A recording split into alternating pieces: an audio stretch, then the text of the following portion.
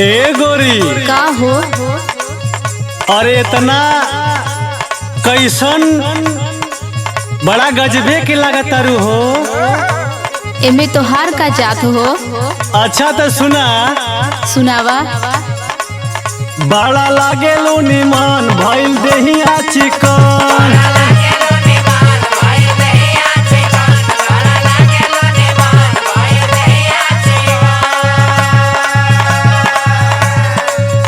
बड़ा लागे लो निमान भइल देहिया चिकन। आजकल रहतारू खुश गोरिया, आजकल रहतारू खुश गोरिया, जब से पिया तारू गन्ना के जूस गोरिया।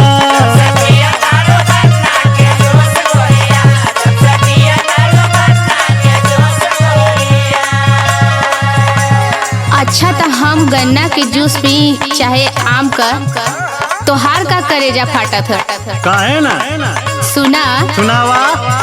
खाई गर्मी में खीरा काहे होला तो है पीरा।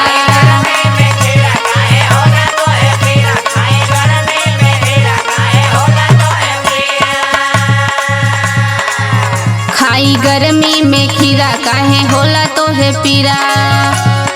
उड़ी पैसा मरद कमाला हो, उड़ी पैसा मरद कमाला हो, काहे देखी के तोहर भभाला हो।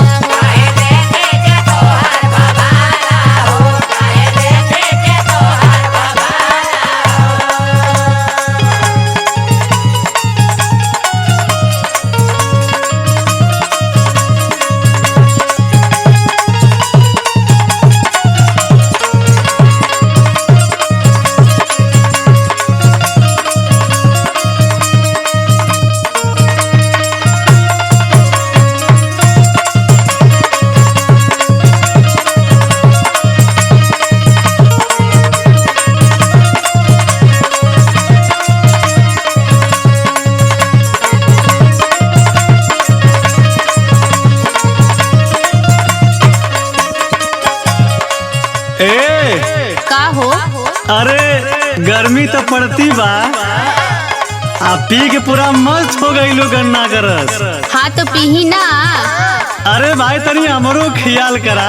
आ सुना सुनावा। मजा गर्मी के तो ही उठावेलू, पानी में जवानी डुबावेलू।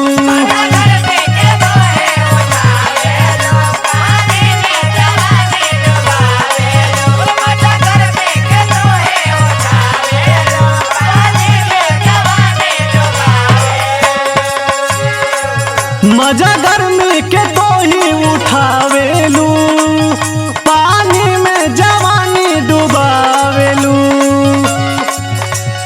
खाए छोड़ देलू लेमन चूस गोरिया, खाए छोड़ देलू लेमन चूस गोरिया, जब से पिया तारू गन्ना के जूस गोरिया।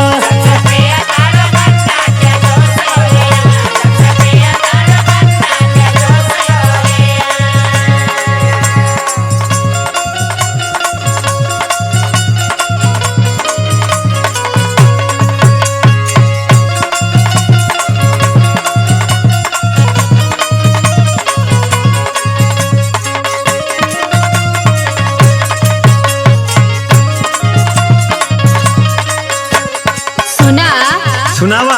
हर महीना महीना पैसा आवेला, हम उड़ाई चाहे पढ़ाई तो से का मतलब? अरे भाई तनी हमरो ख्याल करा हो। सुना सुनावा।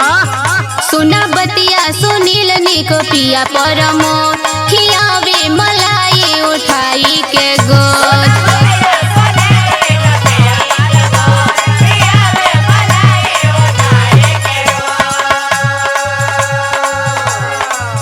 सुना बतिया सुनील निको पिया परमोद, खियावे मलाई उठाई के गो। बाप रे बाप। आऊ न थका रहे कितनो नहीं